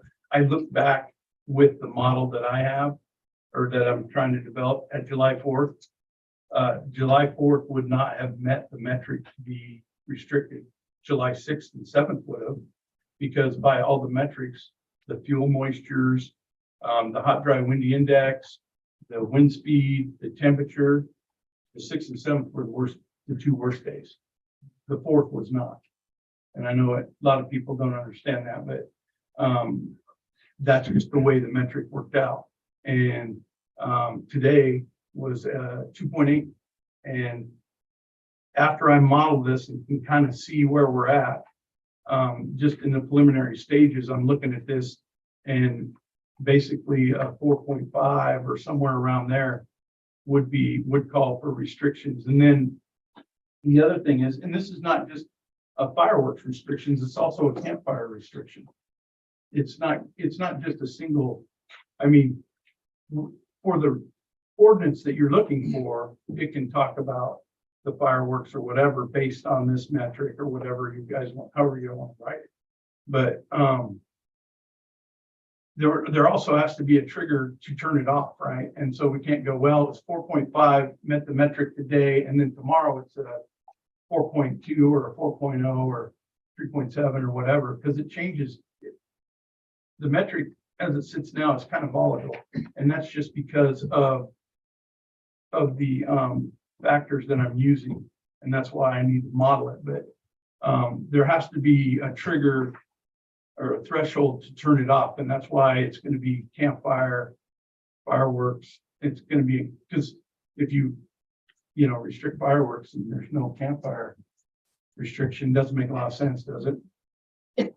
So I'm looking at develop, there's an on switch and there's an off switch, and the metrics won't line up. It won't be 4.5. It's up here one day and it's down here the next. There's going to be varying numbers there. And so, yeah, it would, when it came down to it, if it met the threshold, and there's also forecasting involved, right? So let's say it's a 4.5 today, and through the forecasting, the next day it's going to be less than that. Wouldn't make sense, would it? So there's a couple different things, and that's why I need to model it and then be able to present it, because this is in the very preliminary stages. But so, there's a lot of things that go into it, and it's, I think it'd be easier to explain once I've modeled it and spent some time with it and worked on it. But I just want to let you know that you guys are paying me to do your fire marshal stuff. And my job, part of my job is fire prevention, so I'm trying to get there and try to help you guys with making this decision, because I know it's a tough one. Quick question, on the general burn ban that we're under every year. Yep. Right now, we're under. July 1st to October, September 30th, October 1st. So is it simply the days on the calendar? Is that the only determining factor for that? So what we do is those days are set in stone by ordinance, right? July 1st, or October 1st. Those days are set in stone. Starting June 1st, we start having calls with seven. Now I'm lying. I just want you to know. 7 counties, I think, and then there's a bunch of different fire chiefs and DNR. And this year, we had actually the NOAA fire weather person on the call on one of the weeks, but starting June 1st, we start having phone calls and we start talking about the fire weather and fuel moistures and everything else. And if you will remember early in June, Clark County and the city of Vancouver had a burn ban, right? And in doing this call, the reason that we started it is because we wanted to be kind of a cohesive unit, and we're the Southwest region. And so we wanted to make our restrictions in conjunction with each other. And so we call and talk about that. I think the point that I'm trying to clarify here is it seems like there's a bit of a contradiction. You want to put a lot of science and matrix and everything on fireworks, but just a date on the calendar for all other fires. So Why that not have date- those matrix for that as well? So those dates are set in stone based on historical wildfire season. Couldn't we do the same thing with fireworks? Well, you're just talking about outright ban then, right? No, not outright ban necessarily. So those dates, July 1st to October. But 1st. even if we were talking about an outright ban, couldn't Well, we I mean, just if set you're it just by gonna go dates on the July 4th, calendar? there's no fireworks. But I mean, we do that. Falls in here. And We no, do it no with open- campfire. We do it with burning, just dates on the calendar. Paul, What there's did you say? already a set date range from the state that you can do let off fireworks. You could restrict those days. You could reduce them. But there's already, I think it's I don't know if Ann's still in there. I think it's the 28th through the Yep. 5th. Fifth. And there's a schedule on the WSP State Fire Marshal's website that sets the standard, and then counties and cities with ordinance can choke down those days. Yeah, I mean, you could, if that's what you're asking, you could choke down those days to one day, and there's some cities that do that. But if you're just asking about the date. Yeah, for the it just seems those are open contradictory. debris burns, right? And so that's Yeah. big piles. And the reason that those numbers were chosen was based on historical fire season.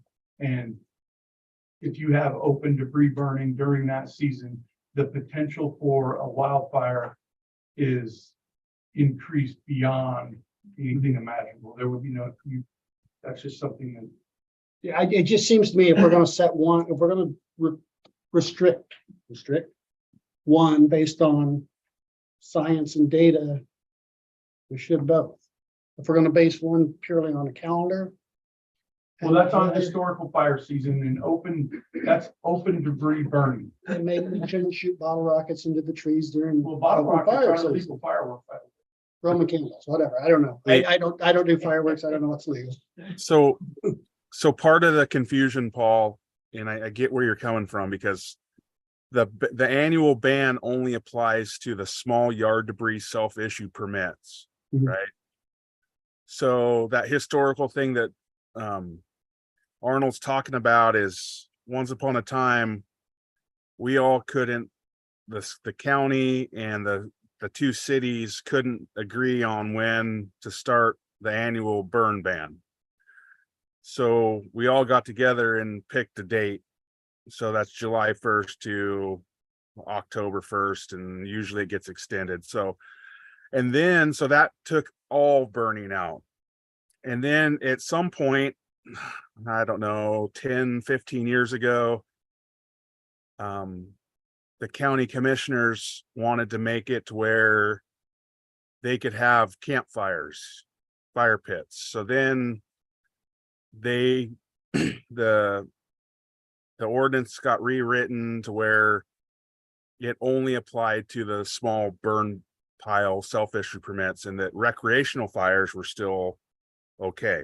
And then that's where there's a document that has fire pit standards.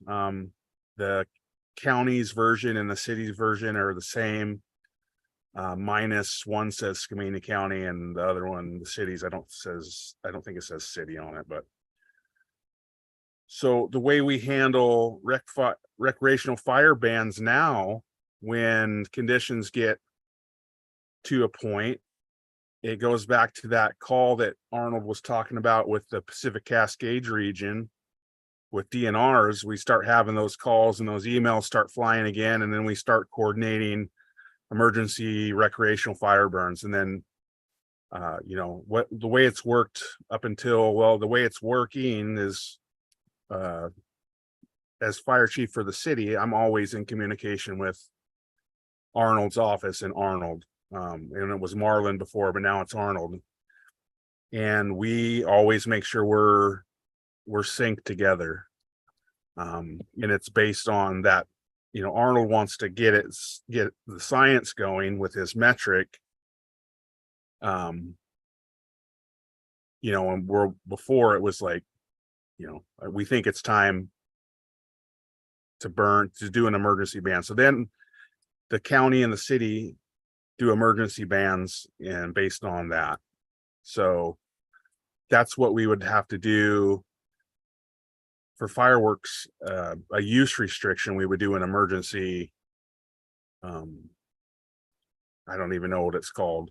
Resolution, ordinance, statement. Well, if it's tiered in that way already, if it's recreational fires that you consider separately from the set calendar restriction, couldn't you just bundle in fireworks in that same discussion as That's kinda other what I'm trying to recreational do. use? That's kind of what I'm trying to do. So That's where he's, yeah. Sorry, Arnold. yeah, as Rob said, they changed it so you could have recreational fires. And so, it's been kind of this conversation with this consortium, and we've talked about the recreational fire restrictions, right? And so it's based on some stuff and working with DNR. And so what I'm trying to do is I'm trying to set a metric, because we are a little bit different in that on the west side of the county, you may be able to have campfires, but over in Underwood, you might have east winds and it may be drier than a burnt boot and you shouldn't be doing anything out, And so we're trying to develop something so it isn't, we're looking out the window and it's like it's hot, and the wind's blowing, and let's just not have let's just not have campfires this week, and so I'm trying to develop something so that there is something that something tangible you can point to and go, this is why he did it. This is what we're going to do. And I'm trying to take the politics and the emotions out of it and trying to save the mayor from getting yelled at. Council members, just so you know, under your Stevenson Municipal Code, recreational fires are not banned during a specific period. They're permitted year round unless there is an emergency burn ban, which can be imposed, and that's in a different statute. The restriction is on land clearing burns, open burns, which is 825-070. So that does have that restriction, July 1. Yeah, So it's a different burn versus a recreational. Yard you just debris. have a burn pit. Recreational pits have to be no more than 24 inches or something like that, and so many feet away from the mini structure. Gotta have water and a fire and a shovel. So from everything that the marshal's saying, I'm assuming the yellow highlighted text that talks about 10-hour fuels and relative humidity is just a placeholder. Okay.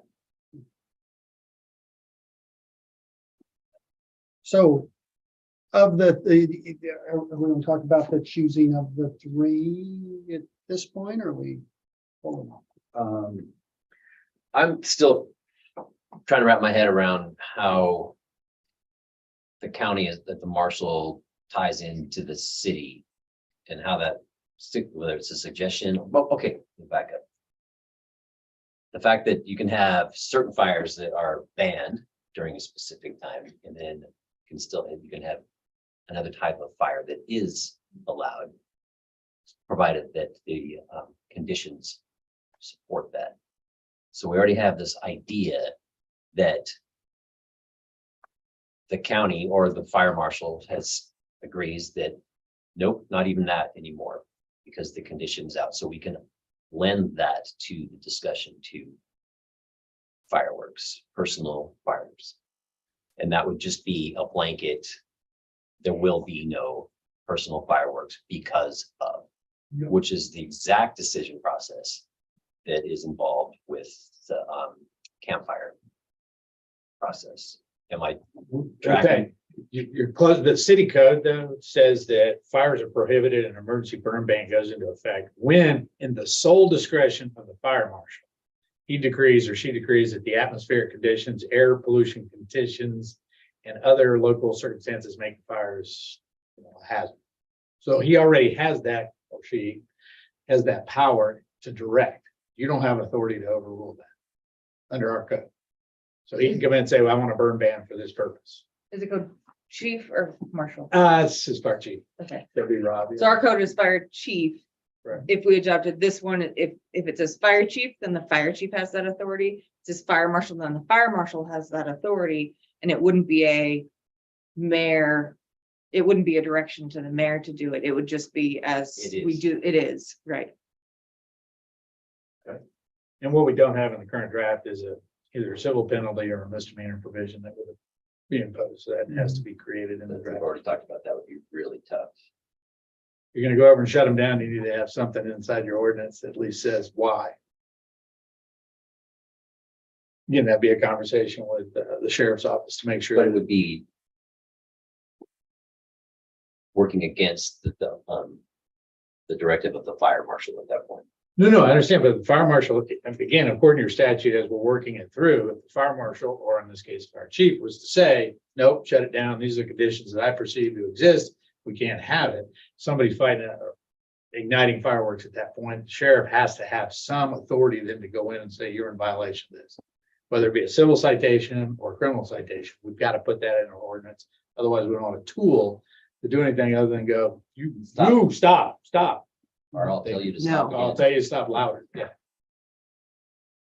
Okay.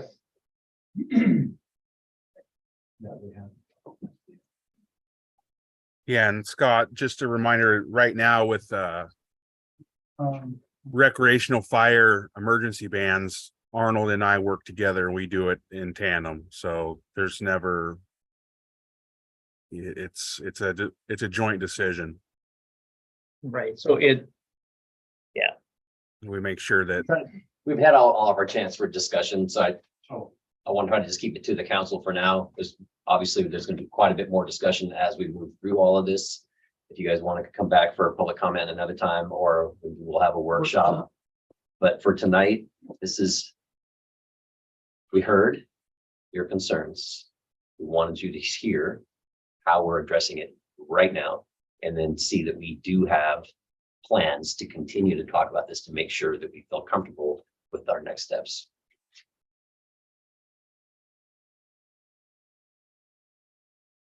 Okay, well, let me ask the mayor specifically, that you're one of the choices of the three. Is that a choice you would be comfortable with? Well, that's what I've been toying with is during this whole discussion is, and the only thing I can lean back on is that recreational fires is not my decision at this point. So, and that is purely, well, it is science-based, that's not based on emotion. So we have all been comfortable with the scientific-based process on recreational fires. I would be comfortable with the science-based approach to all fires. If we could, if we have a rainy July, then brush fires are fine. Yeah, that would be my preference, but, apparently can't do that. I'm sorry. I got lots of brush to burn too. I do. I got a pile like you can't imagine, but there was some comments, and this is an aside, there was some comments made about my background as far as, fire knowledge, a few years back. I was wildland firefighter, wildland trained, long time ago. I don't do it anymore because I'm old and broken. But so I do have somewhat of a background. And then the only other thing I'll point to as far as trying to develop this metric is I'm kind of a different nerd in that, like, I like to read technical manuals, and it doesn't really matter what they are. I started out with the county in civil engineering and public works, and read the standard specifications, which is like reading the Bible and stuff. And so trying to develop this is really something that's in my wheelhouse, because I read and technical stuff and reports. And for a long time when I was fighting wildland fire, big thing was the Haynes Index, and I'm sure he knows about that. And and talking with the DNR, Jeff Bortner, he informed me, and I have been away from fires for a long time. He informed me that the Haynes Index is obsolete. Yeah, and so I'm like, well, I've never even heard of that. That's ridiculous, because when I went through firefighting school and all that, that was a big deal, and it was just getting developed, 1988. So I had to read a bunch of studies on that, and there was a bunch of stuff from Australia and everywhere else. And as you guys probably know, Australia burns up pretty much every year. And so yeah, the Haynes Index is obsolete. And so a lot of the stuff I've been pointing to was Haynes Index. And it's funny because NOAA still puts it on their website, and it's used all over the country, but it's obsolete even by the guy that wrote the paper, Dan Haynes, says you guys use it the wrong way. So I'm weird in a way that I like to read this stuff, and if you give me an opportunity to try to develop something for you that you guys can hold on to and see and understand, hopefully that'll work out. Rob? Yeah, I'm interested to see what Arnold comes up with. My requirements were just simple red flag warning. And that's how Leona drafted it, the ordinance. So I would be happy to have a tool that we can actually go back and say, oh, here's how the decisions are being made, instead of facing the onslaught of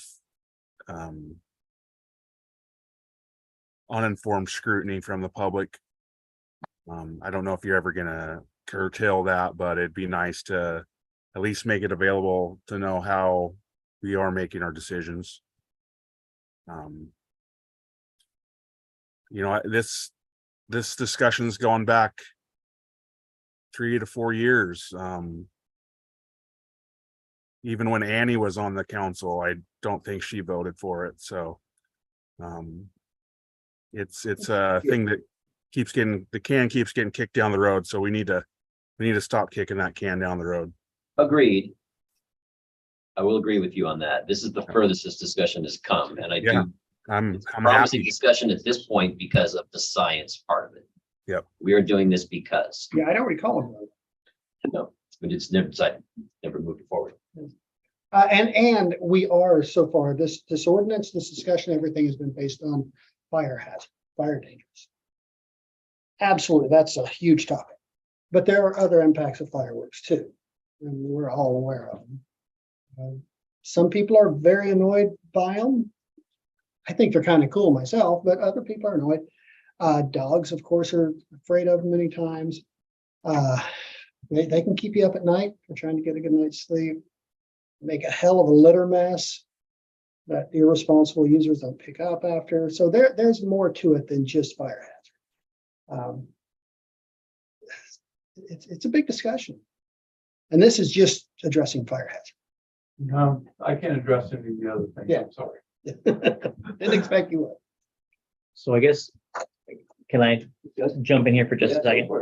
I came down here, I don't remember whether it was the 5th or the 6th. And I was more than a touch frustrated that, even with the red flag warnings, that you didn't take action. What I had misremembered from the February meeting was you said you weren't going to. You said you weren't interested in it. And the rest of that meeting, we talked about, hey, at least the mayor has the option, we can do this, whatever. But you said you weren't interested in it.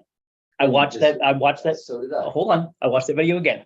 And your exact sentence was you weren't, I'm not interested in that. And at no point did you say, hey, I'll do it if these things happen. I, in my mind, had the impression that, oh, if we meet these criteria, the mayor will step in and will, put a restriction on fireworks on the 4th. And that didn't happen. And then,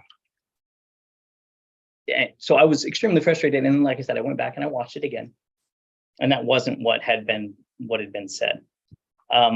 So in my opinion, we all agreed this, we need something. We got to get something on paper that is not based on this executive power that you chose not to use this year and a couple years ago when it was even more of a problem.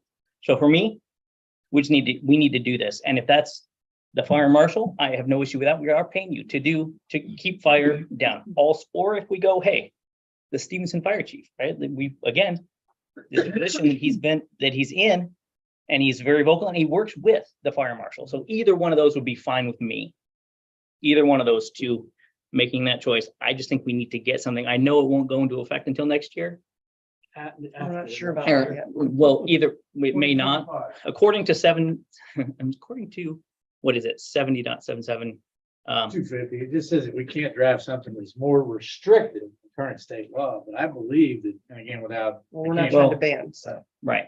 Well, it would, anyway, we'll see whether or not it's And I think gonna there's affect it or emergency not, but power that exists already, so. either way, it's not like whether that goes into effect today or goes into effect after the fire season and we get more data and then he comes and drafts something in, conjunction with the fire chief, that's fine. I just feel like we talked about it in February. The last thing that was said was, hey, we need to work on something in conjunction with the county. Yeah. And here we are. So I am strongly in favor of moving this forward with either one, whether we choose the fire chief working with the fire marshal, because that's what he does, or it's the fire marshal and getting something on paper. I don't think whether into that, if that doesn't happen in the August meeting, I'm not really stressed about that part, but we need to do it sooner rather than later. Yeah, So that's my Tell 2 cents. Something has to be done by June of next year. Well, the problem is if it is a year restriction, if Robert says, you know what, there's nothing we can do until, it doesn't matter, then I'm going to be frustrated again next July, should we have conditions that are dangerous. So, Well, there's nothing's gonna happen next year. Unless- Even if we. No, even if we Maybe. do something right now. that's what Robert's Robert's looking looking into into We're it. looking into it. Either way, I'm just saying that, anyway, that's my 2 cents, and you guys have heard me talk about it last time, and we'll go from there. I think the ordinance that we're looking at now is a good start in addressing the concerns that we've heard tonight. And I think we should move it forward as quickly as possible. Whatever Robert finds out, if it's also depends on fire marshal working on his metrics.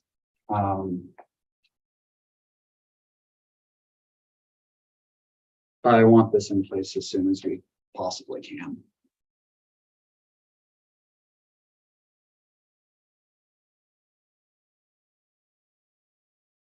I'm inclined to suggest a clause in here that says if we have a ban on recreational fires, it's an automatic ban on fireworks. Restriction on fireworks.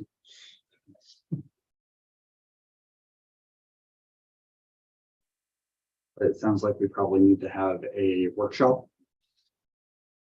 on this soon. Sure.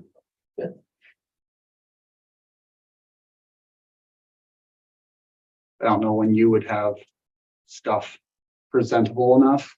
I mean, I would like to model it throughout the fire season, and it's not gonna make a difference whether you do it in, you know, as far as your ordinance trying to ratify the ordinance or pass the ordinance or whatever, if you do it in December or next June, because I went to the fireworks training this year with the state fire marshal, and I can tell you right now, although Robert might tell you can do it under an emergency ban for emergency conditions, the state fire marshal made it clear that it's a 1-year deal.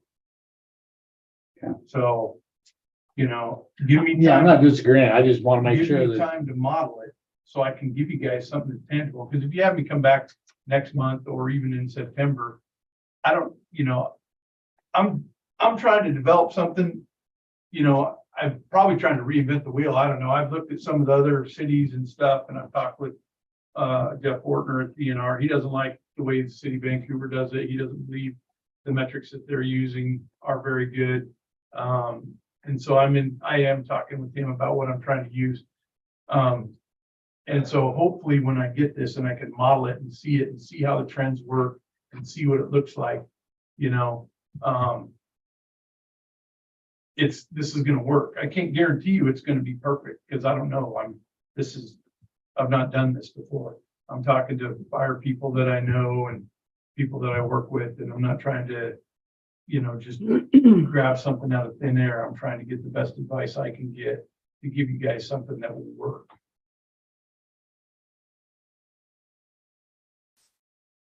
Would October work? Why you just want to squeeze me as much as you can. Yes. Yeah, we want it done, yes. Well, I mean, I'll come in October and I can give you what I have. You know, we can workshop it and I'll give you what I have. It may not be complete. But I can give you what I have. As another note, you know, you guys talked about January and, you know, January 1st and fireworks and stuff. You guys do know that there was a red flag warning during the winter about fires, right? So it's not just July and what you guys think you see. You know, we had a bunch of time over the winter where it didn't rain early, and we had some east winds and it dried everything out, and there was actually a red flag warning and some restrictions over the winter. So, you know, don't be misguided and think that, you know, it's wintertime, it'll work. It won't. And, you know, the fuel moistures aren't as bad, but in the wintertime, but there can still be restrictions then as well. So, I mean, I'm trying to develop something.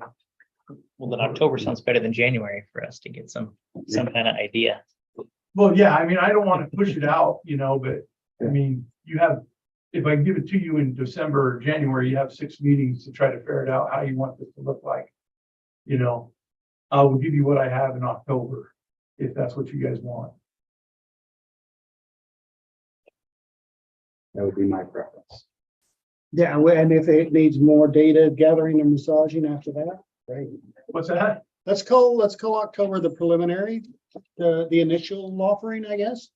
And if it needs to be massaged and data added to it after Well, I that. should be able to see some absolutely. trends and stuff, and the numbers that I threw out today, you know, those are all, everything's pretty much arbitrary, because I've only been doing it for 2 days, Yeah, right? totally good. And so, there's not, other than the fact that I'm trying to develop this, there's really nothing behind any of it, other than, you know, this is my best guess at this time. So,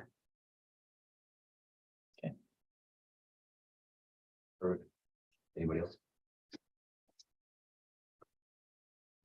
All right, we do have some informational items in your packet. As far as the Chamber of Commerce, financial and the housing programs report. Ben, do you have a report for us? We do. As we move into the parks plan, we're happy to be wrapping up the shoreline public access plan. One second. Yeah. A lot of movement, folks leaving because we're done with fireworks. We're not done with fire. We are for tonight. Yes, please. Okay, shoreline public access plan, the final draft of that is up and we're doing the final public involvement, public vetting of that plan right now.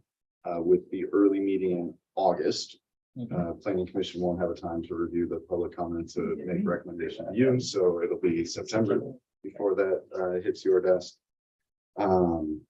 The parking committee had a count scheduled for the weekend after 4th of July with the highway closed and the fire. We thought that would be an asterisk on the count, and so decided not to do that and not to deal with that asterisk. So rescheduled to the last meeting. You guys want to take it outside?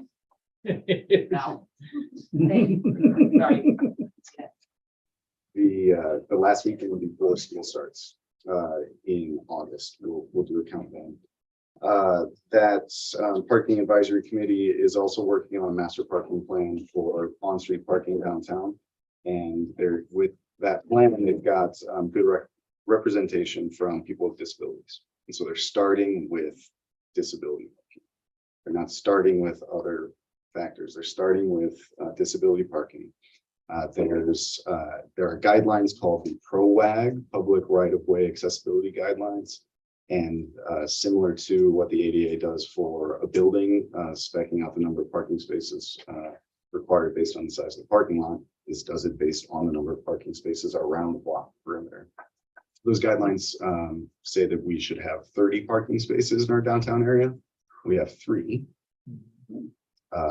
Those 3 are all at the foot of Russell, right next to the boat landing. And so they're not exactly well placed for people. Steep Yeah. hill over there. So they've identified where there could be 33. This is a demonstration of how we could meet that ADA. The PROWAG only applies to us as we go through and do projects. So if you're making an investment, make the investment for accessibility purposes too. So it demonstrates how we can do that. And we'll be able to build that into future projects as they come up.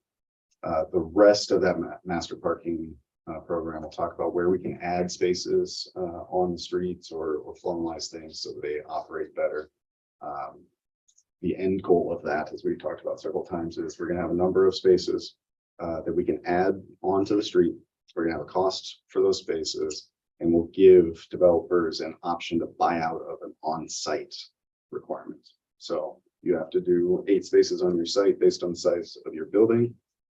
You don't want to do that, pay into this program, and we'll justify that with cost estimates and numbers. So moving forward, had hoped to be done with that sooner too, but that has been pushed off. The planning commission member who was leading their subcommittee for annexation policy had been out of town for several months. So back now and ready to start moving on that. So meeting with him tomorrow with the hope of setting up that subcommittee for progress to in the last half of this year.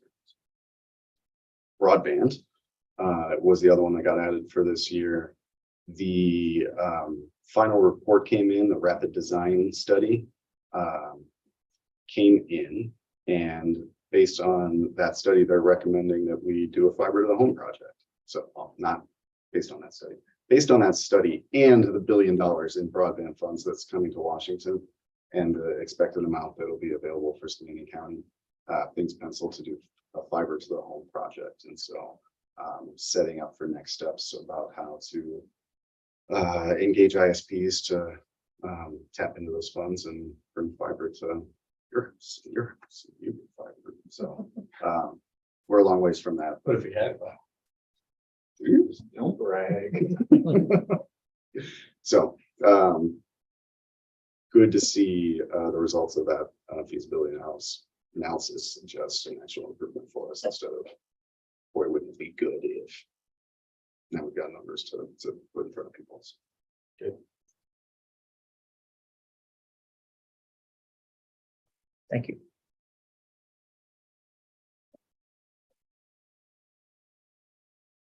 Carol?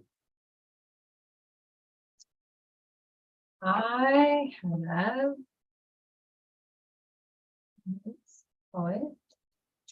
In front of you, you got your consumer confidence report for 2022. Isn't it pretty?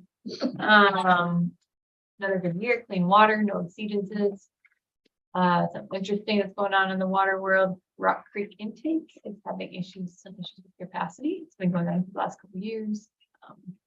Unknown cause, difficult to get in there, and we tried to have a diver inspect last year. They really didn't see anything. So this year we're working with Brayling and Department of Health on a plan to ensure retention of water access for all of our citizens. Wastewater, the Chinadera sewer extension that Leon mentioned earlier was completed today. I don't expect any overruns on that one. It's really easy digging, unlike the Hyman Cemetery extension. Wastewater treatment plant construction continues. Pump station project is out for bid, closes August 2nd. So we're excited about that. There's a pre-bid meeting last week, I think, and a few of the contractors we've worked with recently were on that call. So this is a good thing. People are interested in bidding our work.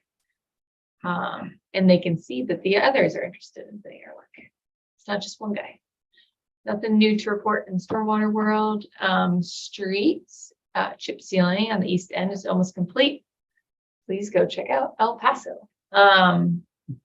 There's been some complaints and frustrations from the neighborhood, but we're taking notes so we can try to do better next year with in respect to our outreach and notification processes. Sidewalk replacement RFP will go out the first week in August, so we'll get rid of a number of those spots where it's just gravel. Right now, TIB grant applications are mid-August. Those are ones we like because it's they help us with our maintenance. It's relatively low match requirements. Equipment, the lawnmower and the red truck will go bye-bye. They're going to auctions this month. They're gonna get picked up in the next couple of weeks. Personnel, sadly, Bill put in his notice. He's gonna be moving out of the area, so his last day is the 27th of this month. We have 2 advertisements out right now. Our wastewater treatment plant operator 1 closes the 31st of July, and Bill's replacement will close the 9th of August. So it would give us a little bit of time to get someone else on board. Strategic plan for Public Works. We have our second meeting in a couple of weeks. That's all I have.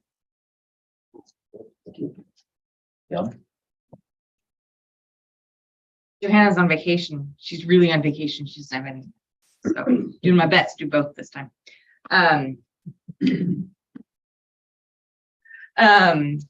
update. So the audit began Monday.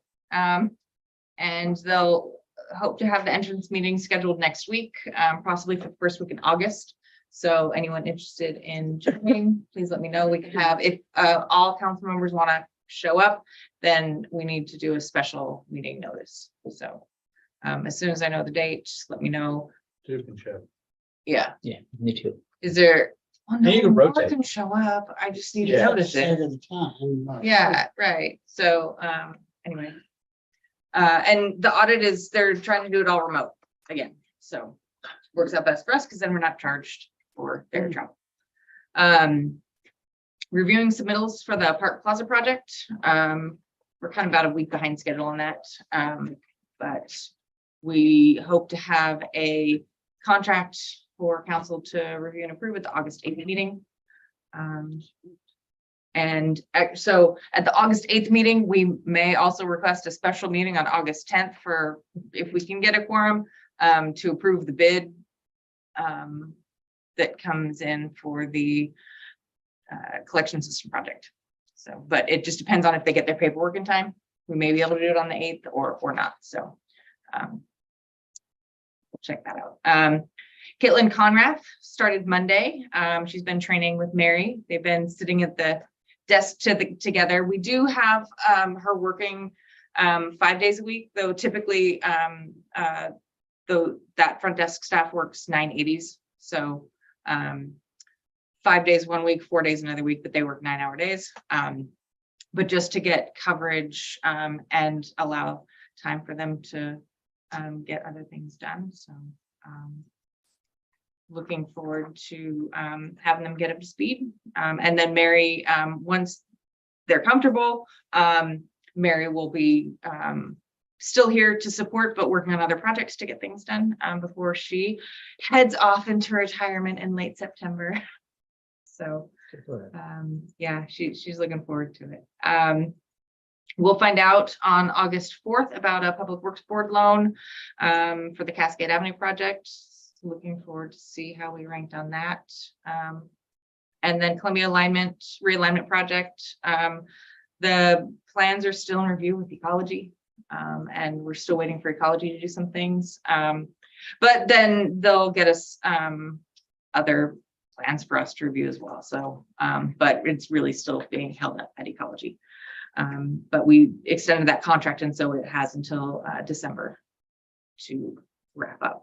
And then budget for 2024 begins soon, as in August 1st. I have to send worksheets to department heads for the budget. So it's here. That's all I have. That's all? I know. I was on vacation for a week. I forgot it all. So there you go. Perfect. I would entertain a motion to approve the vouchers. I'll make a motion to approve the vouchers as presented.